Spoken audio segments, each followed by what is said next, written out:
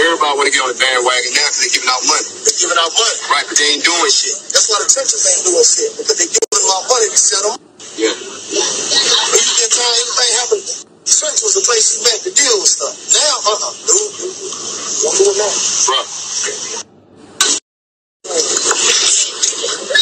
Everybody want to get on the bandwagon now because they're giving out money. They're giving out money. Right, but they ain't doing shit. That's why the churches ain't doing shit, because they giving them out money to set them.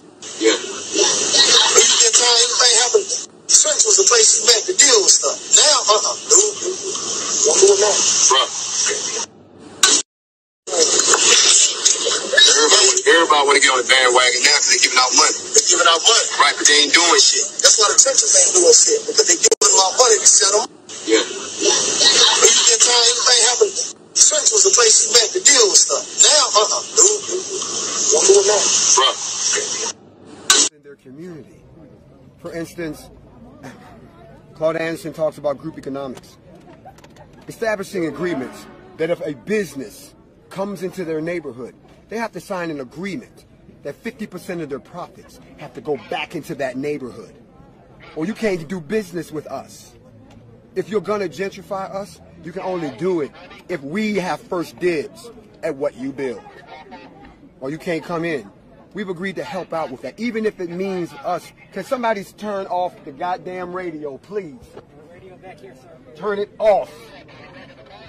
Turn off the goddamn radio. On his back. Thank you. Then turn it off. Thank you. Sorry. This is a family show, right? All right, you bring the kids back in. You bring the kids back in. So there are other efforts that we're doing that I won't go into liberty because of who they are, but we're assisting the same way we're assisting in some other cities. So that's what we're going to be doing here. And even if we have a hot spot, we'll assist. Remember, we're here to assist. We're not here to take anybody's place. We understand every place has their own dynamics, their own politics, their own problems, their own tragedies, like what happened with Miss Taylor. She was just the catalyst that brought us in to work along with these people. Are you confident in 4 weeks you will get what you guys are asking for, which is, I mean, essentially justice, charges? Are you confident in 4 weeks that can be delivered?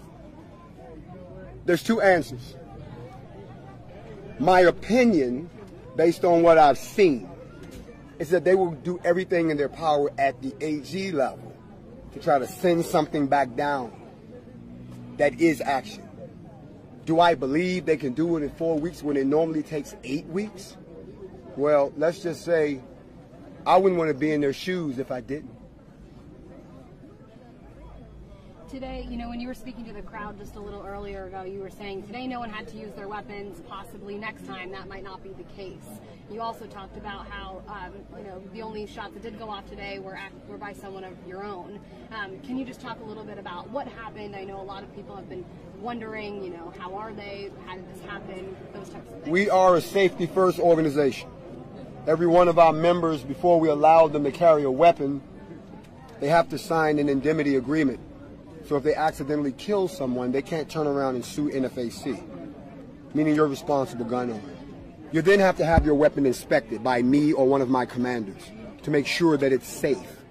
During our safety inspection, an individual, hold on a second, who partying and having a good time? I'm at the wrong party?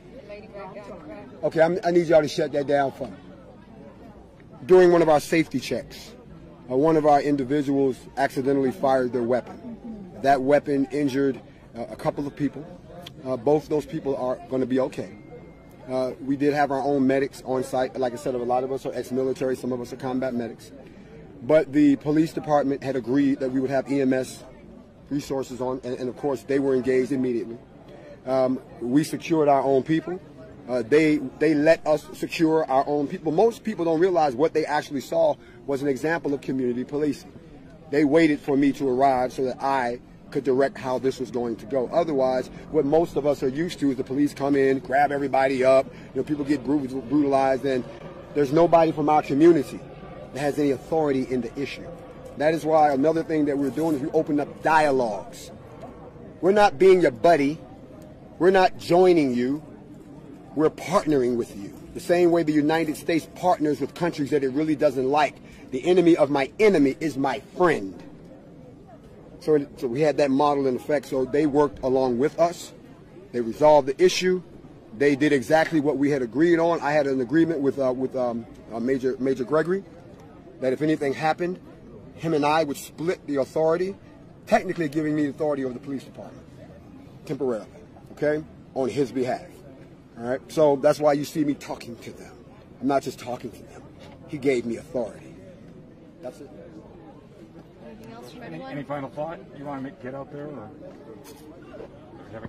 haven't hit on yet? Last thought is that the NFAC is not going anywhere. It's going to be here for a while. The NFAC, anybody got a towel? No. Somebody stole my towel? See, we got to stop that. Thievery. Anyway, the NFAC is not going anywhere. It's going to get bigger. As a matter of fact, it's grown exponentially in the last 2 months because our problem is here. The last thing I want to say to everyone who's watching, stop thinking that when you see a black man with one of these, that there's a problem.